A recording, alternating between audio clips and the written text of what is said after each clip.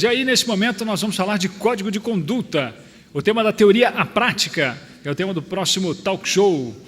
E para participar dessa discussão, queria convidar ao palco presenças, por favor, Lilian Pacheco. Nós vamos receber a diretora de gestão de riscos da DASA.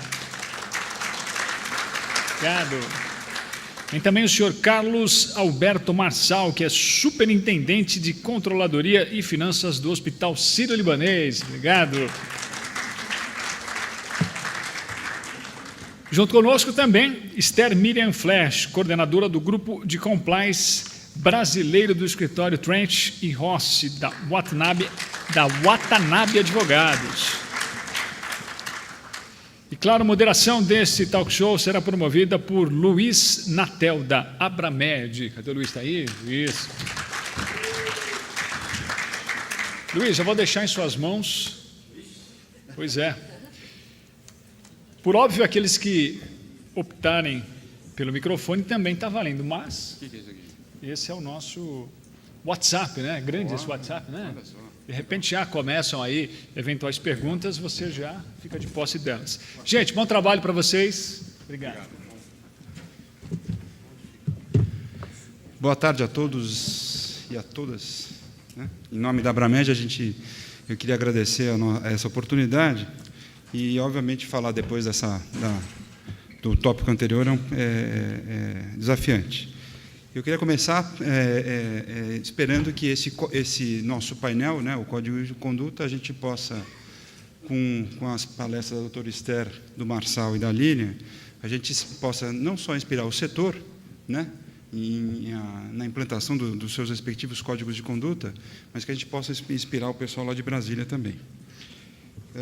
E queria também, Deluca, além de agradecer o pessoal da revista, da Diagnóstico, agradecer você, que se você não sabe nada, com você aprendi muito. Então, o teu nada me ensinou bastante, né? Então, só para computar aqui. Eu queria, antes de mais nada, fazer uma breve apresentação da Abramed, se vocês me permitirem, não é nada muito longo. Onde é que eu mudo aqui? Ah, está aqui. Então, a Abramed é uma associação brasileira das empresas de medicina diagnóstica. Aí estamos falando de empresas de imagem, laboratório, anatomia patológica e líquor. Né? Nós somos fundados em 2010, como está aqui, para representar esse setor de medicina diagnóstica, que é um dos setores na área de medicina que tem um crescimento mais pujante. Né? Hoje nós somos... Eu vou passar direto, porque, na verdade, a gente foi criado não só para representar o setor, mas para disseminar as melhores práticas, instituir códigos de conduta, governança, etc., né? E inspirar o setor como um todo. E hoje, nós começamos só com 8 empresas, hoje já somos 19 membros. Estou aqui com a nossa presidente aqui me corrigindo, me olhando feio, para não demorar muito. Esses são os membros da Abramed. E hoje representamos mais de 50% dos exames feitos na iniciativa privada de diagnósticos no Brasil. Para eu não me alongar muito com o assunto Abramed, eu queria já fazer uma pequena introdução dos participantes da mesa e dizer o que nós vamos estar falando aqui.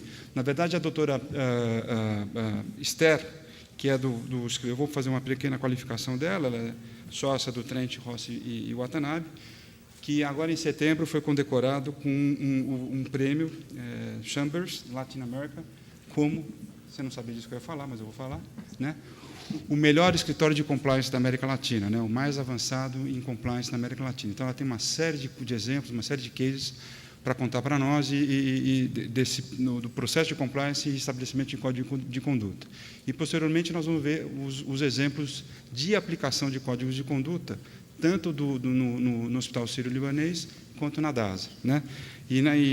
No caso do Sírio-Libanês, quem vai fazer a apresentação é o Marçal, que é um executivo aí com mais de 25 anos de experiência no setor, né, formado pela FAP com pós-graduação na GV, e quem vai fazer, pelo lado da DASA, é a doutora Lilian, também com larga experiência no setor, e passou por várias empresas do setor, como o Drogasil, o grupo CIA não é do setor, mas no CIA, e hoje está na DASA como a diretora jurídica da DASA, que vocês sabem é uma empresa de capital aberto, então tem toda uma peculiaridade aí, não só por ser da área de saúde, mas também por ser de capital aberto e o compliance com as normas de capital aberto. Não vou me alongar, vou passar então a palavra para a doutora Esther, que vai fazer a sua apresentação. Doutora Esther, por favor.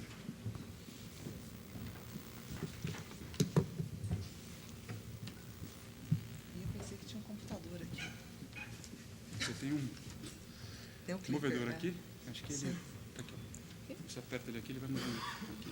Esse aqui, ó, ele muda a tua apresentação.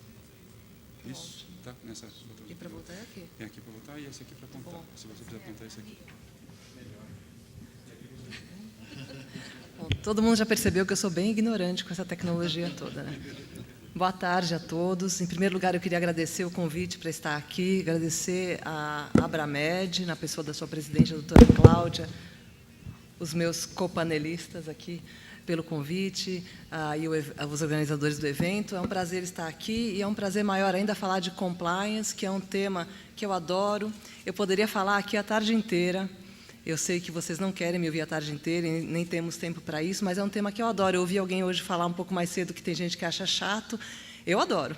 A gente pode falar bastante mesmo. Eu vou tentar falar 15 minutos, mas eu fico à disposição depois para a gente trocar ideias e responder perguntas, se for o caso. Quando se fala em compliance, hoje todo mundo já conhece a palavra, a gente começou a trabalhar nisso há 12 anos atrás, em 2003, no escritório, e a gente vê realmente um interesse crescente no assunto, mas ainda existe aquela dúvida o que é exatamente compliance. A palavra vem do inglês, evidentemente, não existe uma definição tão precisa assim, nem mesmo em inglês, né? A questão não é a língua, o idioma, mas o principal foco, a grande preocupação é compliance com aquilo que pode trazer um grande resultado negativo. É essa a preocupação que as pessoas têm. O foco maior hoje em compliance é com a questão da corrupção, da anticorrupção, mas existe também uma preocupação grande com tudo mais que é regulado.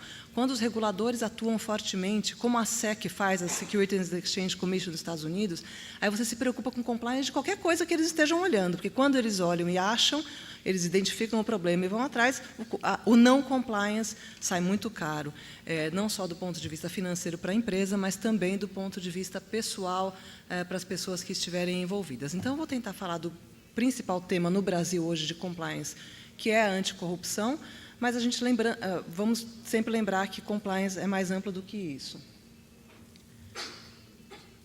Bom, os temas que eu vou tratar aqui hoje, então, vou tentar ler ali, se eu soubesse trazer óculos. Corrupção, né, como eu falei, falar um pouquinho da legislação brasileira, que todo mundo, obviamente, agora, essas alturas, com os grandes escândalos que nós temos, já ouviu falar e lê nos jornais todos os dias. A legislação internacional, que é muito importante, até porque a legislação americana é a que mais incentivou a evolução do compliance ao redor do mundo. E, por último, falar um pouquinho dos casos específicos na área de saúde. Todo mundo deve conhecer esse mapa mundi já, né? Esse aqui é o mapa mundi publicado pela Transparency International, a Transparência Internacional. Eles publicam todo ano em novembro. Ainda não saiu deste ano, a não ser que saia agora enquanto falamos, mas esse aqui é o de 2014. É o mais recente mapa mundi da Transparency. Quanto mais escuro o país, quanto mais vermelho, mais escuro, maior o índice de percepção da corrupção. Não que exista uma estatística precisa, porque não existe, mas percebe-se que a corrupção nesses países é mais alta. E quanto mais claro, o amarelo clarinho é o país onde há pouca corrupção. O Brasil está aqui com um laranja. Esse é o ranking do Brasil atual, é o 69º no mundo. Aqui temos uma tabela que eu, obviamente, não consigo ler. Então, desculpem as costas. O primeiro no mundo hoje é a Dinamarca. Nos anos anteriores, variava entre todos esses países nórdicos, Dinamarca, Finlândia, e a Nova Zelândia também já ocupou a primeira posição. Aí eu coloquei os Estados Unidos, que é um país de referência, em 17º lugar, e aqui do lado tem a nota do país. Então, a nota da Dinamarca é 92, ou 9,2, se a gente pensar de 0 a 10. Isso mostra que mesmo o país o país menos corrupto do mundo não tem nota 10. Não existe lugar no mundo onde não haja corrupção. O ponto é saber qual é o volume de corrupção, qual é a forma em que isso acontece em cada país. Então, os Estados Unidos tem a nota 7,4. Aí eu coloquei os BRICS, que são os países que, vamos dizer, competem com o Brasil do ponto de vista de economia global. A África do Sul tem uma nota maior que a do Brasil, 4,4. Lá veio o Brasil com a nota 4,3. Ou seja, o Brasil está abaixo da média. Se a média é 5 para passar de ano, o Brasil tirou 4,3 neste ano. Embaixo, nesse quadro amarelo, nós temos a evolução da nota do Brasil nos últimos anos. Então, em 2014, 4,3. No ano anterior, 4,2, 4,3, 3,8, 3,7. O Brasil até que melhorou. Claro que isso aqui foi antes da Lava Jato, a gente não sabe como é que vem a nota de 2015. É importante esse mapa da Transparency International como curiosidade, como referência, mas também ele é importante do ponto de vista prático. As autoridades americanas, quando aplicam a lei americana, elas consideram qual foi o tipo de critério de cuidado que uma empresa ou uma pessoa teve quando fez negócios em algum país. Então, o Brasil é considerado, com a nota 4,3, um país de alto risco. Qualquer empresa que faça negócios no Brasil e que não considere o Brasil de alto risco vai ser considerada pelas autoridades americanas como não tendo tomado as precauções necessárias, portanto, merecendo uma penalidade maior. Tá? Então, aqui estamos, Brasil, com 4,3. O cenário mundial, como todo mundo aqui sabe, é que o combate à corrupção está aumentando no mundo todo, no Brasil também, novas leis mundialmente. Só para dar um panorama para quem não é advogado, eu sou advogada, mas eu prometo não falar advogadez, mas se você estiver falando alguma coisa, por favor, interrompam, que eu mudo. O cenário mundial, então, é de intensificação do combate à corrupção, criação de novas leis.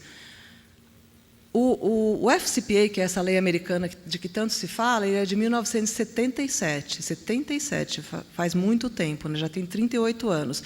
Mas ele não era muito aplicado até recentemente. Ele surgiu na esteira do escândalo do Watergate.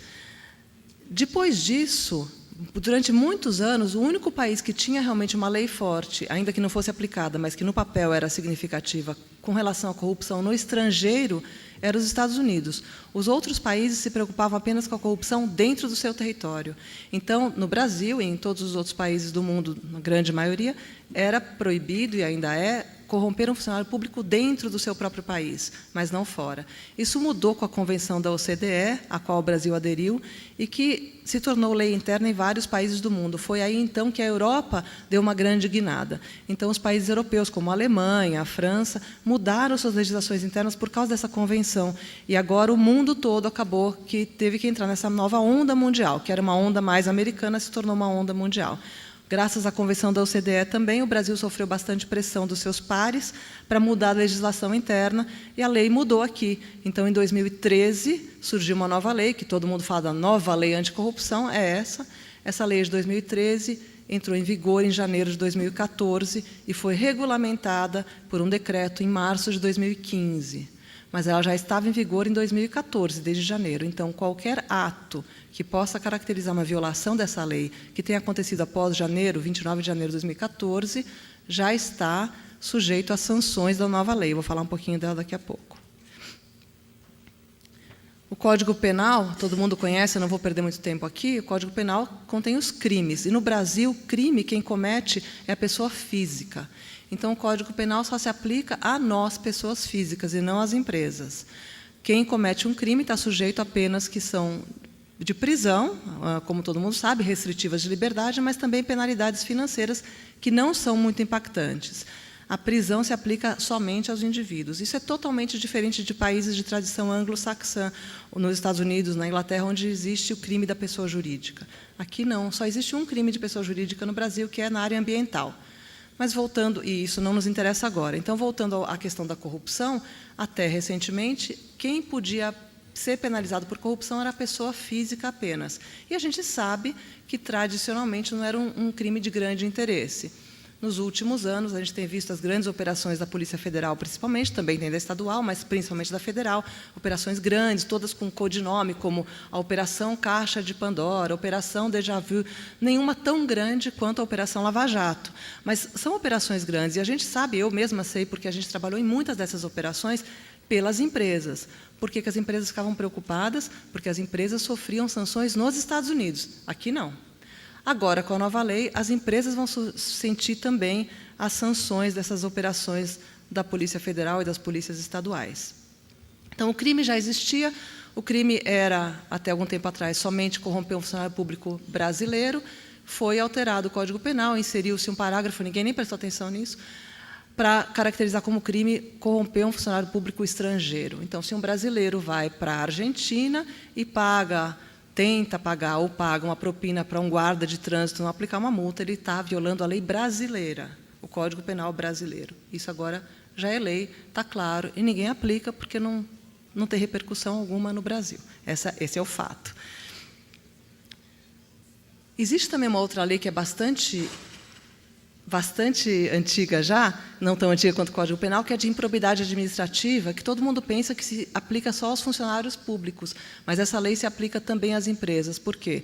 Improbidade administrativa ocorre quando o funcionário público deixa de cumprir suas funções. Então, um médico, a gente estou falando agora de médico porque a gente está aqui na área médica, um médico que trabalha num hospital público comete um ato contra o interesse da administração pública. Esse médico vai ser processado de acordo com a lei de improbidade administrativa. Isso está muito claro para todo mundo.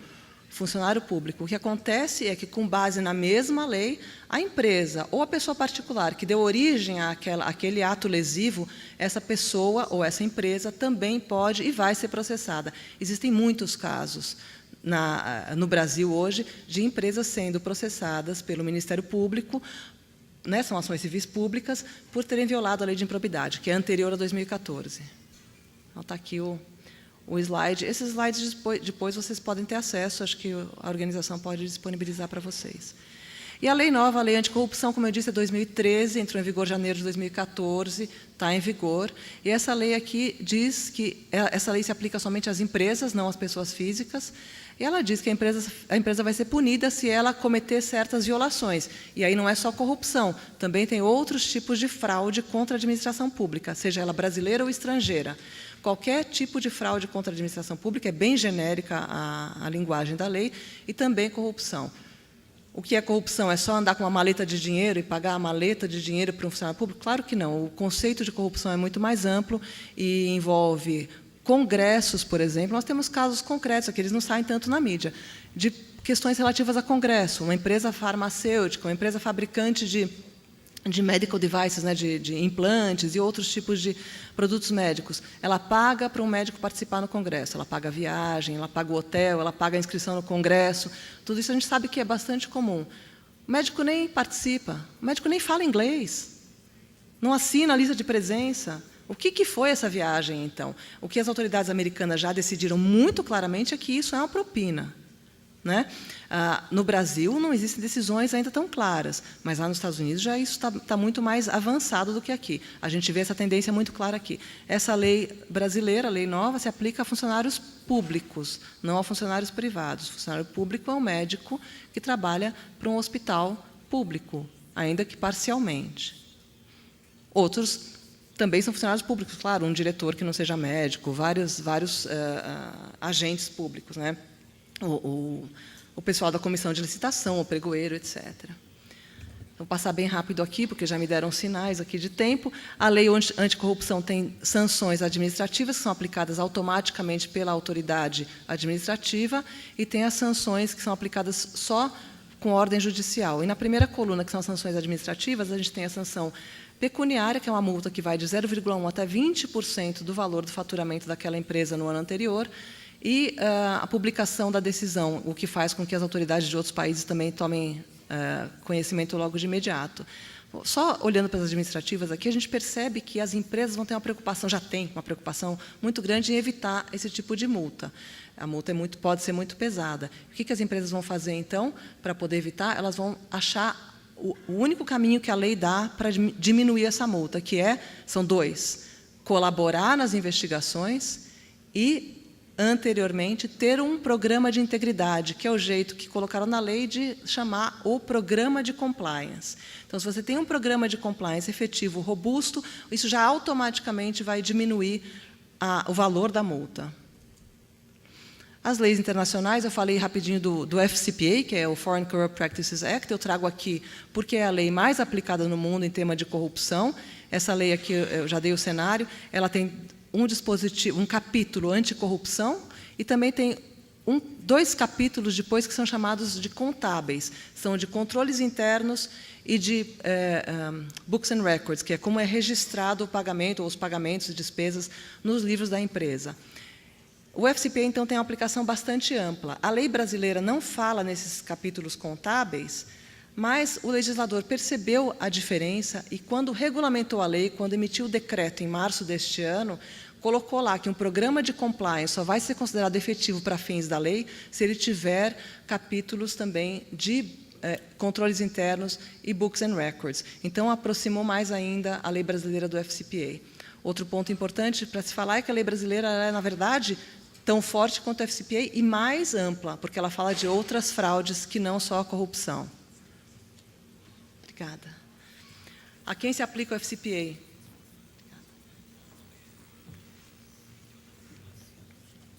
Empresas listadas na Bolsa Americana, ou mesmo que não listadas, que tenham papéis que sejam regulamentados pela SEC, são chamados issuers, automaticamente a eles se aplica o FCPA, sempre, a qualquer tipo de negócios que essas empresas façam em qualquer país do mundo. Uma outra categoria são os chamados domestic concerns, que são as empresas americanas ou as pessoas americanas. Um indivíduo americano morando no Brasil, fazendo tudo aqui dentro, ainda assim está sujeito ao FCPA.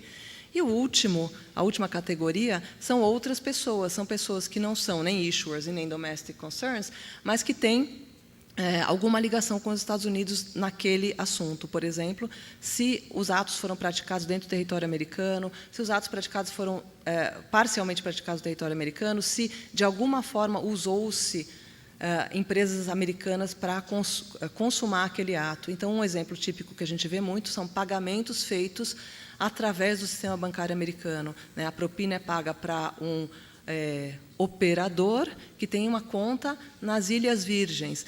O dinheiro sai do Brasil para Nova York e para as Ilhas Virgens. Você já tem o trigger imediato do FCPA. Então, você tem muitas situações para chamar o FCPA para o Brasil. Tá? Então, por isso é importante ter consciência do que é o FCPA. Eu não pretendo aqui, em poucos minutos, tratar do assunto profundamente, mas é um assunto que vale a pena todos vocês entenderem. E as sanções são aplicadas por duas agências federais americanas, a Securities and Exchange Commission, a SEC, quando houver um issuer, mas sempre o DOJ, que é o Departamento de Justiça americano, que é, vamos dizer, quase que equivalente ao nosso Ministério da Justiça, e embaixo do DOJ você tem o FBI, quer dizer, a Polícia Federal Americana, e você tem os promotores que vão levar o caso adiante, como o Ministério Público faz aqui. Aqui são as maiores multas aplicadas no FCPA. A primeira ainda é a Siemens, com 800 milhões de dólares de multa nos Estados Unidos, sendo que, no mesmo momento, ela fechou um acordo com as autoridades alemãs por equivalente em euros a 600 milhões de dólares. Então, a multa foi aproximadamente total de 1,4 bilhões de dólares. Daí, logo se vê que é importante investir em compliance, porque, se você não investir em compliance, o custo final vai ser muito maior mesmo. Aqui a gente está falando de compliance anticorrupção. Os outros casos aqui são menores que a Siemens, mas são ainda bem significativos. Dos 10 maiores casos de FCPA, 8 são de empresas não americanas. Vale a pena lembrar disso também. E aqui vocês estão vendo várias empresas da área de saúde. Aqui. Casos de FCPA na indústria médica, que eu acho que podem ser mais interessantes para vocês do que falar só de casos mais genéricos, embora, obviamente, a Siemens também tenha uma área de saúde, como vocês sabem, mas temos aqui farmacêuticas, Johnson & Johnson, a Pfizer, a Eli Lilly, a Biomet, Smith & Nephew e a Orthofix. Existem outros casos que ainda estão sendo negociados, a gente sabe porque trabalha com isso. Esses são os casos já publicados, casos já publicados de acordos milionários na área de saúde. Em setembro deste ano, há quase 2 meses, o Departamento de Justiça americano publicou um memorando que todos os promotores americanos são obrigados a seguir, dizendo que a empresa só vai conseguir fechar um acordo com o que eles chamam de cooperation credit, com crédito de cooperação, se entregar todas as provas contra os indivíduos, pessoas físicas envolvidos naquelas circunstâncias. Então, agora eles fecharam mais o cerco para as pessoas físicas, porque havia uma comoção geral de que isso era um negócio, de que só se falava de dinheiro. Agora, então, ficou bem claro, e, como eu disse, a gente tem casos em negociação lá, e eles já estão aplicando esse memorando, porque é de setembro e já entrou em vigor. As pessoas jurídicas só conseguem um acordo hoje com Cooperation Credit se elas entregarem as pessoas físicas. Tem uma outra lei americana, que é o False Claims Act, né, chamado de FCA, que eu trouxe aqui muito rapidinho, não é uma lei muito conhecida aqui no Brasil, mas só trouxe para mencionar, porque, sob essa lei, nós temos 2 casos de médicos já condenados nos Estados Unidos. Esse primeiro caso, esse médico usou um medicamento que ele mandou importar do Reino Unido, porque ele entendeu que era um medicamento importante para aqueles casos, e pediu o reembolso do sistema de saúde americano. Foi considerado, então, como false claim. Ele teve que pagar essa multa de $550 mil, porque ele foi considerado que ele fraudou o sistema de saúde americano. E aqui, ou seja, não é nada parecido com aqueles escândalos horríveis que a gente vê aqui no Brasil. Bem menos, mesmo assim, 550 mil. E esse segundo caso aqui, de Detroit, que é o do chamado Dr. Morte, que também foi considerado como tendo fraudado o sistema e teve que devolver $17,6 milhões, além de pegar 45 anos de prisão. Esse caso aqui eu achei interessante trazer. Eu já recebi 2 avisos de final. Desculpa, gente, eu estou tomando mais 2 minutos aqui de vocês, rapidinho. Eu acho que esse caso vale a pena. Warner Chilcott é uma fabricante americana que oferecia jantares para médicos e chamava esses jantares de jantares técnicos, em que seriam discutidos temas médicos. Convidavam também para os jantares luxuosos, as esposas ou maridos dos médicos. Havia um tema que seria discutido, havia um palestrante que recebia um fee, um honorário para palestrar, e depois, nas investigações, foi comprovado que esses jantares eram apenas sociais, que não havia, de fato, a palestra, mas, ainda assim, o palestrante recebia os seus honorários e aqueles outros médicos iam com as suas esposas e maridos, e assim foi considerado que, na verdade, tudo isso era um grande disfarce para pagamento de propina. E essa empresa, então, foi condenada agora. O presidente da empresa foi preso na quinta-feira passada e a empresa concordou, fez um acordo para pagar $125 milhões. Então, esse aqui é um caso muito interessante para vocês,